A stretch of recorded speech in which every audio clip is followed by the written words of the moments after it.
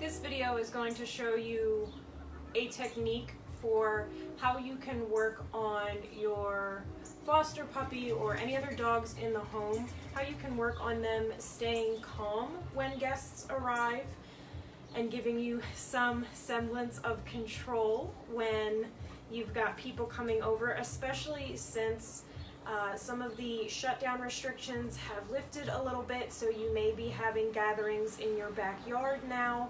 And so the example that I'm showing you is within my home.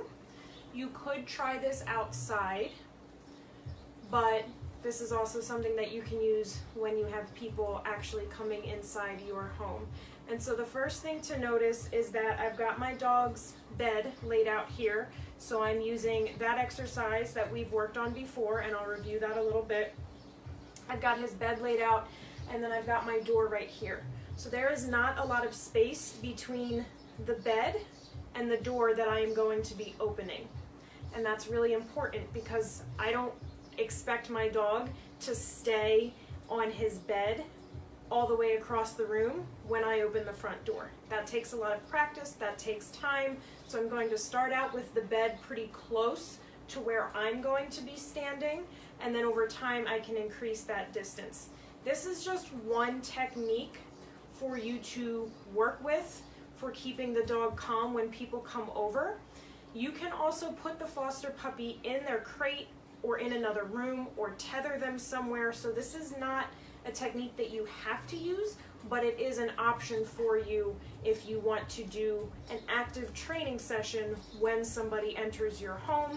If you just aren't feeling it that day, you don't want to have an active training session, or maybe the dog just hasn't been listening very well that day, then put them in the crate, put them out of the way, and then after about 15 minutes of people being in the home, bring them out on leash. You could practice bed once that initial excitement of somebody coming through the door has worn off a little bit.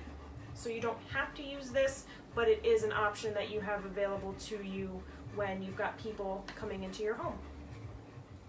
So with this exercise, I'm not focusing on getting my dog to go lay on their bed and I'm standing 20 feet away and I say bed and my dog will go all the way across the room away from me to go lay down on their bed. I don't need to do that for this exercise. What I can do is lure him onto the bed, especially if he doesn't have a good send out yet. Yes. So I've got him laying down on his bed now. I'm going to reward him pretty frequently so that he starts to get the hang of staying put. And if you'd like, you can review the video on sit and down duration, because what we're working on right now is a down duration while he's laying on his bed. And so I'm going to reward him frequently. I'm rewarding on the bed itself. That's making the bed more interesting. That's making being on the bed reinforcing versus getting up off the bed to get the treat, or even getting the treat directly from my hand. If he's getting it from the bed itself, that's going to be more reinforcing. He got up, that's okay. I can release him for a second. Free. Good. Bed. Yes, good boy. So he's on his bed again. And then I'm going to start doing some small movements. Every time I move and my dog stays put, I'm going to say yes, and then I'm going to reward him. Yes. And for some dogs, you may need to do really small movements to start, like just wiggling your foot. Yes. But as the dog is becoming more proficient at staying put even though you move, that's when you can start working on this exercise with the door. So I can move a decent amount and my dog will stay put. This is also why I have the door close to where his bed is laid out, so that I'm not walking 15 feet away in order to do this exercise. So what I'm going to do is I'm going to move away from my dog. I'm going to touch the door handle like I'm going to open the door. As soon as I touch that handle, I'm going to say yes, and I'm going to reward my dog, because I just did a movement and I want my dog to stay put. So I'm going to move towards the door, touch the door handle, yes. I'm not sure if you could see it in the video, but my dog's expression sharpened when I touched that door handle. So he knows doorways mean things. I touched the door, that got him interested. I said yes, and I rewarded him because he stayed put despite that interest. So I'll move back, touch the door again, yes. I can rattle the doorknob a little bit so that it makes some noise. But again, I want to do everything in really small bits and pieces. So if I do something and then my dog moves, I need to take it down a step. So we'll go back to the door, touching the doorknob, rattling it, yes. I touched the doorknob, I rattled the doorknob, he stayed put, I say yes, I come back and I reward him. So I am slowly building up to the steps of somebody is at my front door, I have to open the front door to let them in. If you have a second person in the home to help you with this, that will definitely be a little easier when you've got people coming into the home because one person manages the dog and the other person goes and opens the door.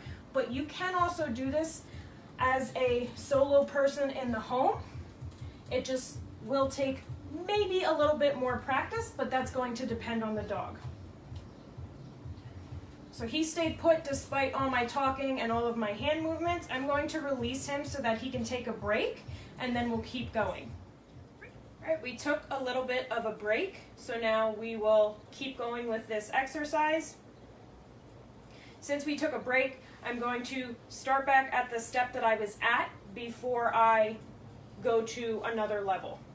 So I'm going to touch the doorknob. Yes. So I'm able to touch this doorknob and my dog stays in a bed position. Something you may have noticed is that I have not verbally said the word stay to my dog. I personally prefer to teach my dog that when I move and I've put you in a position, you need to stay there until I tell you otherwise. If you want, you can use the command stay, but you need to see that the dog can do repetitions of staying put despite you not giving another command. And now my cat will be super distracting, so that's helpful. So my cat is behind this sheet right now. She's batting at the sheet. She's being distracting. So when my dog takes notice of that, but he stays put, I'm going to reward him for that as well because that's a little challenging. So you can use the command stay if you would like. You don't have to. It's good to teach the dog that if I tell you sit or down, you need to stay put unless I tell you to come with me without having to do that stay command, but you can do it either or. So the next step that I'm going to do is I'm going to touch that doorknob handle, and I'm actually going to open the door just a tiny crack. This door sticks, so it's going to make a sound when I open it, and when I hear that sound, that's when I'm going to say yes, and I'm going to give him the treat. So you want to think about, what do the doors in my home sound like? Are they loud when I open them? Do they open really quietly? And you're going to need to take that into account when you work on this with a dog in your own home. So I've got the doorknob handle. I'm going to turn it. Yes. And I did not open it that much. I really just barely cracked it. It swung open after the fact. That was me not paying attention. Yes. So I'll close it again, and we'll go another round.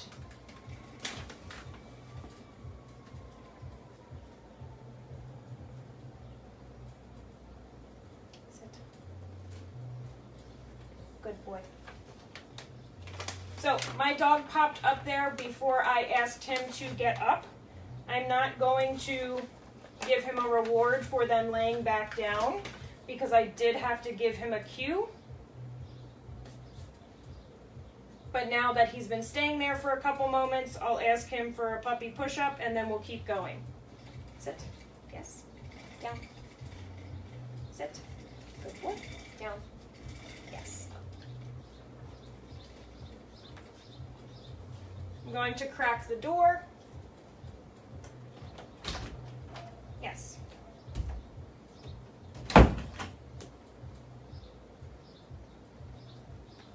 Whatever stage I'm at, if my dog is having a hard time with this, I can move the bed closer to the door so that I don't have to move as far to get to the door. I can have a second person in the home helping me, and so one person rewards the dog while the other person does the door handling. Or I can just take it even slower than I'm already going and break it down into even smaller steps. Some dogs need really small steps. Some dogs don't need it to be quite as small. I touched the doorknob handle, so I'm going to say yes and reward him for that because he was definitely expecting something to happen and he stayed put. Then what I want to consider is, what do I do when I open the door? Do I say hello? Do I say, hey, come on in? Do I say, can I help you? Think of the things that you might say when you open that door, and then you're going to mimic that in this exercise. So I'm going to open the door, and I'm going to say, hello. Hello. Thanks. You may find when you start speaking that your dog gets excited and wants to pop up. In that case, you can speak a little more softly, or if you drop the octave of your voice so that it's not high-pitched, if you make it deeper, more calm, more neutral, that will be less likely to get the dog excited. So you want to think, what do I do when I normally answer the door, but then moderate it a little bit so that it's not as exciting. This entire time I've been doing this exercise where I am facing the dog as I open the door. I can also work on not facing the dog, yes, and touching the doorknob, opening the door, and saying hello. Yes. And so over time, I will move this bed farther away. So the next time I do a video of this, I'll have the bed farther away from the door. I'll show working in a second person, doing more interesting things at the door, somebody being on the other side of the door. So there are a lot of variations of this that go into prepping the dog for the behavior that you want from them when you have actual guests that come over, because there are so many different elements, and working on bed is going to be the basis for this behavior, but then there are so many possibilities for distractions that you want to prepare for as many of those distractions as possible. So use this video as a starting point of, we're going to work on bed while I open the door and close the door, and I'll say different words as I open it. Nothing too exciting yet. And then in a following video, I will show you further steps for how to deal with people coming in through the front door and how to help the dog stay calm.